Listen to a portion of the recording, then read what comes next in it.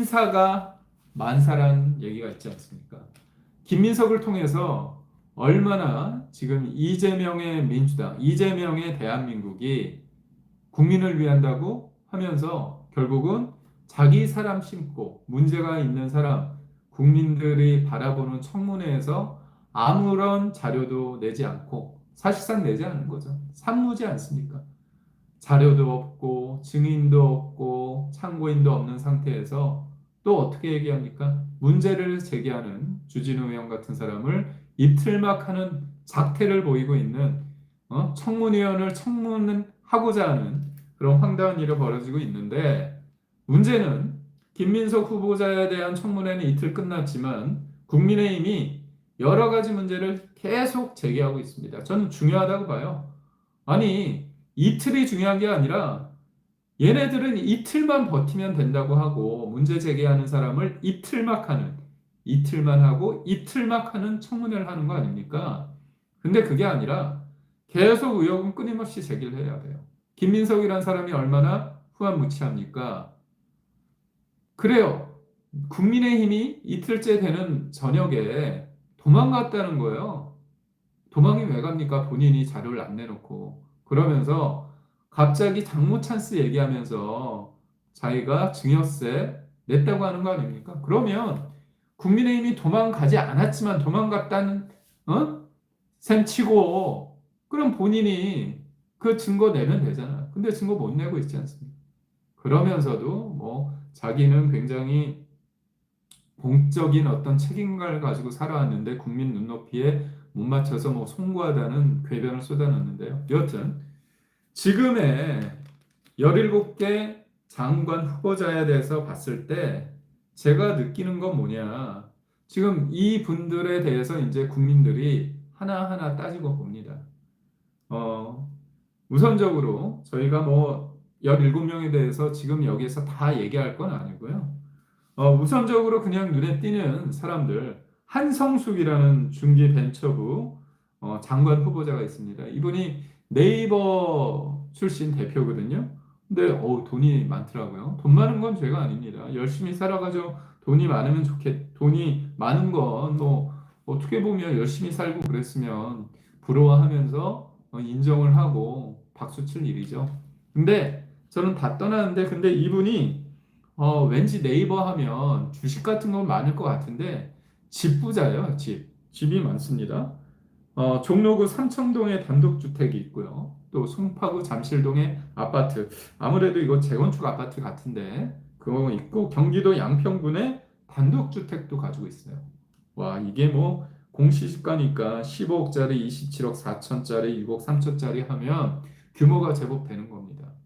그런데 이분이 또 미국 주식도 많이 가지고 있더라고요. 그것도 뭐 죄는 아니죠, 당연히. 근데 여튼 자꾸 민주당이 뭐 국민의힘 쪽 사람들 많으면 뭐 돈이 많다, 재산이 많다 그런 얘기를 하길래 하는 건데 근데 이 한성숙 씨의 문제는 뭐냐면 이분이 2005년에 음란물 유포 등 혐의로 벌금 1,000만 원과 몰수형을 낸 거예요. 본인은 어떤 음란물 유폰지에 대해서는 이제 해명을 해야겠지만 본인은 그거예요. 회사에서 일하는 그 일을 처리하는 과정에서 자기가 뭐 억울하게 뭔가 이 음란물 유포죄 등으로 벌금 1,000만 원을 받았다고 하는데 떳떳하면 지금 왜 그런지 얘기를 하시면 될 텐데 얘기는 안 합니다.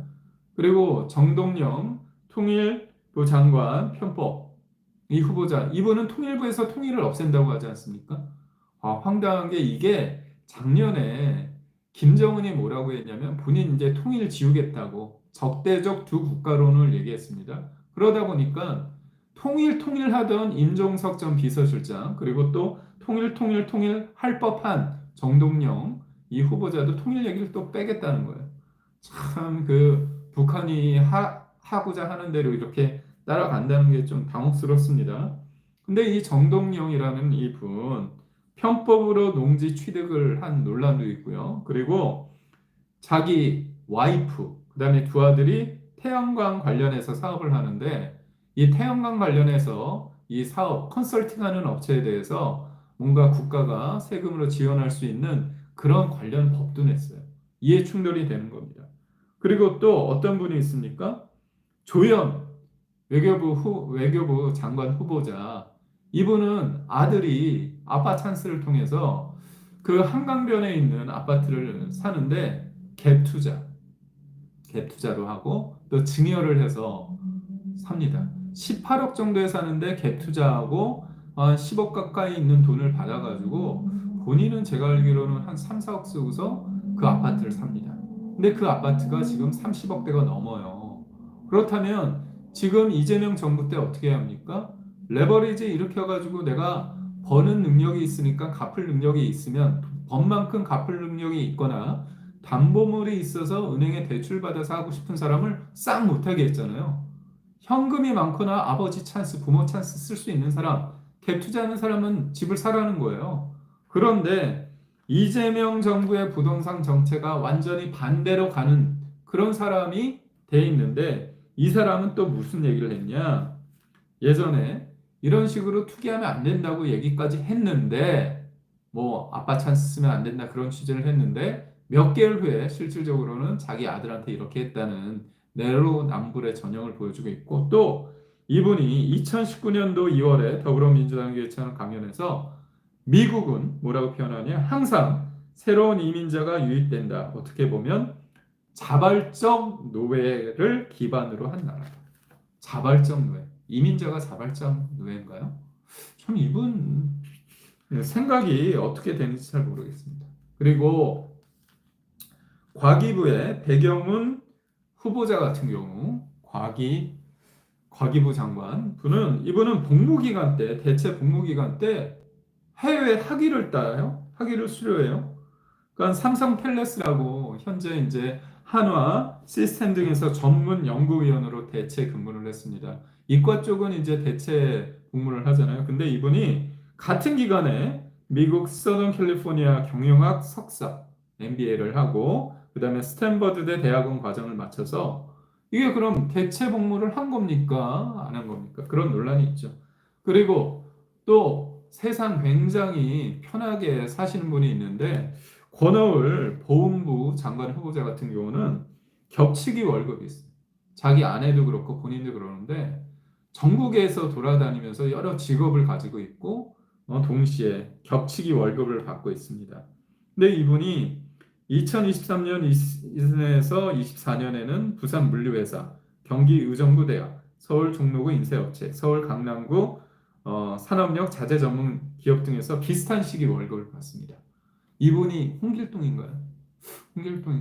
잘 모르겠습니다. 그리고 배우자도 2022년에 서울 강남구 경북 안동에 소재한 두 업체에서 근무하면서 겹치기 월급을 받습니다.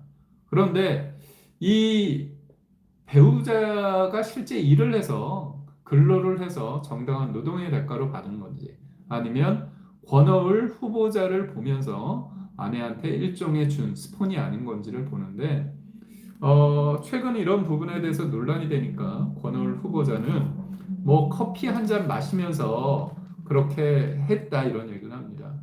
권오을 후보자 커피 값이 엄청 비싼가 봅니다. 권오을 후보자랑 커피를 마시면서 이야기를 하면 그게 월급이 되는 것 같습니다. 그런데 이재명 대통령께서 대선 후보 시절에 커피 원가 120원인가 그 얘기했는데 물론 이게 그 입장은 아니겠지만 참 그렇습니다. 그런 의미에서 이재명 대통령께서 뭔가 후보로 추천했던 이런 분들 알고 보면 어떻습니까?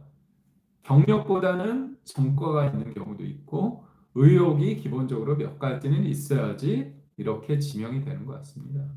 그래서 지금 우리나라는 민주주의일까요? 어찌 이런 인간들이 나라 일을 한다는 겁니까? 맞습니다. 그래서 정신을 똑바로 차리고 저희가 이걸 하나하나 내 눈으로 해야 됩니다.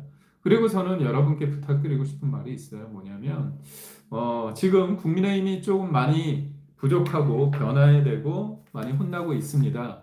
하지만 그럼에도 불구하고 잠시만요. 이재명의 변화인 중 고위공직자로 인선된 사람들은 급여를 통해서 이게 잠시만요. 지금 말씀하신 거를 제가 좀 읽어드리려고 했는데 그게 금방 사라지네요. 그래서 음, 이재명의 변호사 중 고위공직자로 인선된 사람들은 급여를 통해서 국민의 세금으로 변호사비 대납하는 건가요? 맞습니다. 제대로 말씀해 주셨죠. 이재명이라는 사람은 어떻게 합니까? 변호사비 대납 의혹이 있는데 자기 변호인을 공천을 주잖아요. 배지를 달게 해서 국회에 로펌을 만들고 또 대통령실의 민정수석실 밑에 자기 변호인 어떤 사람을 뽑으니까 민정비서관도 변호인 출신, 그리고 공직기관 비서관도 마찬가지, 그리고 또 뭐가 있습니까? 법무비서관도 마찬가지 않습니까? 그런데 또 어제 제가 말씀을 드렸지만 국정원의 2인자 넘버 2도 요번에 꽂았습니다. 기조실장으로. 근데 이거는 변호인을 어떻게 대북 송금은 어떤 위치입니까? 국정원과 개입이 돼 있었거든요. 국정원의 문서도 재판 과정에서 나왔고 국정원 관계자도 재판 중에 나왔습니다. 그렇다면 이재명이라는 사람은 다른 것도 아니고 본인의 재판과 관련된 국정원에 자기의 변호인을 보내서 나중에 어떻게 됐습니까? 그 사람이 나라를 위해서 하겠습니까? 아니면 이재명 변호인을 냈기 때문에 뭔가 사법 리스크에 있어서 유리한 판결을 얻어내기 위해서 하는 그게 없을까요? 저는 보통의 상식을 가진 사람이라면 이런지 못할 것 같아요. 이재명이라는 사람이 얼마나 황당합니까? 모두의 대통령, 보통 시민의 나라를 얘기하면서 결국은 그러지 않고 있잖아요. 그래서 참 황당합니다. 하지만 그게 있습니다. 어떤 당신은 모든 죄를 잠깐은 속일 수 있다. 하지만 작은 죄를, 모든 죄를 단 짧은 시간에는 사람들을 속일 수 있다. 하지만 또 일부의 죄를 언제나 항상 속일 수 있다. 하지만 모든 죄를 항상 감출 수는 없다. 속일 수는 없다. 그게 이런 말이 있습니다. 그래서 저는 이재명 대통령이라는 사람과 그 변호인과 민주당 사람들이 지금 억지 춘향으로 우격다짐을 하고 있죠. 물론 사실 지은죄가 다 있습니다. 공직선거법 허위사실 유포죄 유죄 판단 나왔잖아요. 그런데도 뭐 그 대법원장을 탄핵하고 특검하고 난리 부르스를 치기 때문에 또 관련된 법을 바꿔서 제가 말씀드렸잖아요. 이재명의 민주당과 이재명의 대한민국은 심판을 공격하고 게임의 규칙을 바꾸는 작태를 보이고 있는데 지금 국민들이 지금 정신 똑바로 차리고 이거 제대로 감시해야 됩니다. 네, 저는 그 충분히 할 수 있다고 보고요.